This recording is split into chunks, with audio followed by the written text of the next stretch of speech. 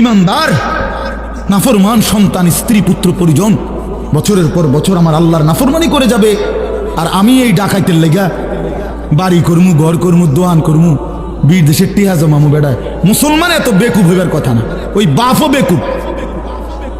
হ্যাঁ, 100 হয় বেউকুফ, আর নইলে এটা দুনিয়া লুবি বাপ। তার কথা হইল যে নমাজ রোজার দরকার নাই, আমার টেহার দরকার। হ্যাঁ, তুই ফুতের নমাজ দিয়ে আমি কিতা করবো বেড়া, আমার টেহার দরকার, টেহা কামাই কর। এবার সুদে পারি, কিস্তিতে পারি, আমি টেহা ব্যবস্থা করে দিতে আছি, বিদেশ যা, পরে টেহা ফাটাইছি, খালাস। আর নাই তো কোনো মুসলমান বাবা এটা মেনে নিতে পারবে না যে আমি মরে বাঁচা থাকতে বেটা তুই নামাজ পড়বি না, তোর জন্য আমার জিন্দিগির কামাই করুন। কেন কেন? এটা দায়িত্ব দিছে কেউ আপনারে? এটা আল্লাহ বলে নাই, রসুল বলে নাই, কোরআন বলে নাই যে কোনো নাফরমান সন্তান আল্লাহর অবাধ্য একটা সেজদা দেয় না, এই বেঈমানের জন্য কামাই করতে হবে আপনাকে, এটা আল্লাহ বলে নাই। আপনি নাহলে জিজ্ঞাসা করেন, কোরআনুল কারীমের মধ্যে আছে স্পষ্ট।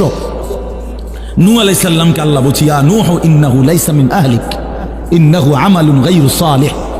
কোরআন শরীফের আয়াত, ফালা তাসআলনি, হে নূহ বেঈমান নাফরমান সন্তান, এটা তোমার সন্তান নয়, এটা বেআমল, আমালুন গায়রু সালিহ। ফালা তাসআলনি, এমন বেঈমান সন্তানের জন্য তুমি আমি আল্লাহর কাছে কিছু চেও না। সরাসরি কোরআন শরীফের আয়াত, সূরা হুদের মধ্যে আছে। আল্লাহ বুঝে মানা করছে নাফরমান সন্তানের জন্য কিছু চাইও না, সাবধান। হ্যাঁ, হুজুর দোয়া করেন, বহুত কষ্টে আল্লাহ আল্লাহ করে 12 লাখ টাকা ব্যবস্থা করে দিচ্ছে। আল্লাহ আল্লাহ করে বলে ব্যবস্থা করছে, টাকা ব্যবস্থা করছে সুদে, কয় আল্লাহ আল্লাহ করে ব্যবস্থা।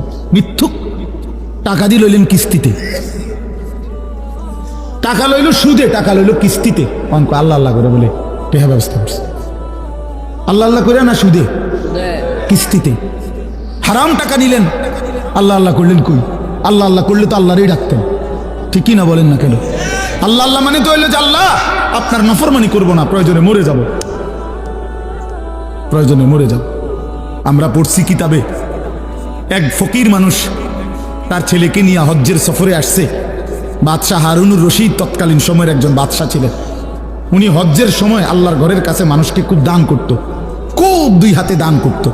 তো এই গরিব মানুষটাও ফকির, এই বেটা শুনছে, বেড়ার ফুতরে নিয়া দূর দেশ থেকে আসছে, দূর থেকে। বাদশাহ হারুনুর রশিদ হজ্জের সময় মানুষের দান করে, কিছু নিত। তো হজের সময় আইসা কাবা ঘরের কাছে মক্কায় আইসা বলছে, হারুনুর রশিদ কোথায়? তো লোকেরা দেখায় দিছে, ওই যে কাবা শরীফের সামনে দাঁড়াইয়া দোয়া করতেছে, কাবা ঘরের দিকে ফিরে, উনি হারুনুর রশিদ, তুমি পিছনে গিয়া দাঁড়াও, উনার মুনাজাত শেষ হইলে উনি দিব, দান করবে, তুমি গিয়া দাঁড়াও। তো ওই লোক ফুতেরে নিয়া পিছনে দাঁড়াইছে, ওই বাদশাহ হারুনুর রশিদ যে দোয়া করতেছে কাবা ঘরের সামনে দাঁড়িয়ে, তো পিছনে গিয়া দাঁড়াইছে, দাঁড়াইয়া শুনতেছে বেড়ায় দোয়া করেন ওই বাদশাহ। তো এই লোকটা অনেকক্ষণ শুনছে দোয়া যে কি কয়। লোকটা দেখতেছে, হায় হায়, এই বেড়া দি, বেড়ার সমস্যার শেষ নাই, বেড়া কত কিছু আল্লাহর কাছে চাইতেছে, কেবল বলতেছে উনার যদি সমস্যার শেষ নাই, উনি আমারে কি দিব? শেষে এই লোক তার দিল খুলে গেছে, সে তার ছেলেরে বলতেছে, ফুত, যার কাছে চাইতে আসছি তারই তো সমস্যার শেষ নাই ফুত, সেই তো আরেকজনের কাছে চাইতেছে, সে আমারে কি দিবে রে বাপ? চল বাপ ফুত দুইজনে মিল্লা হারুনুর রশিদ রে বাদ দিয়া, হারুনুর রশিদ যার কাছে চাইতেছে, চল আমরা বাপ ফুতো তার কাছে চাইছি, বাদ দে, তোর কাছে চাইয়া লাভ কি? সেও তো আরেকজনের কাছে চাইতেছে, চল আমরাও চাই তার কাছে। তো আল্লাহর কাছে তো চাওয়ার কথা ছিল। আল্লাহ আমাদেরকে মাফ করে দেন। এই শেষ কথা হলো, আল্লাহ বলেন, অতএব এভাবেই একদিন মানুষগুলো ছিন্ন ভিন্ন হয়ে যাবে, আসমান জমিন ভেঙ্গে চুড়ে কিয়ামত সংঘটিত হবে, হাসরের মাঠ কায়েম হবে। ফাআম্মা মান সাকুলাত মাওয়াজিনুহু ফাহুয়া ফি আইশাতির রাদিয়া।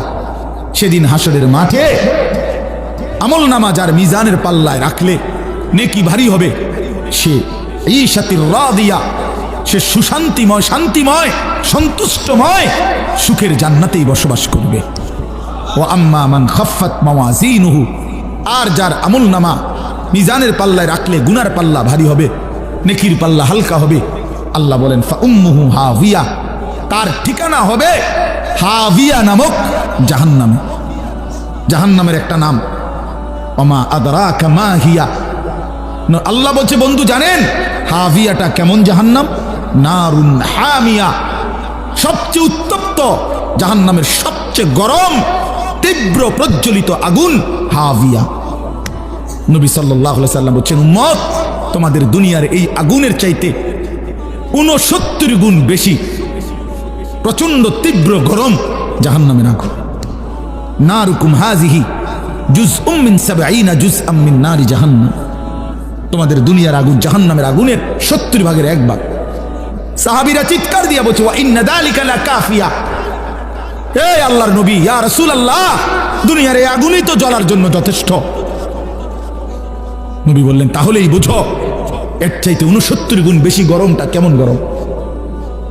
এইটুকু আগুনের কি হালাত, এই আগুন জ্বললে কি পরিমাণ ছাই হয়ে যায়, তো জাহান্নামের আগুন কি হবে বাপ? তোমার কি হবে, আমার কি হবে, জিন্দেগির কি হবে?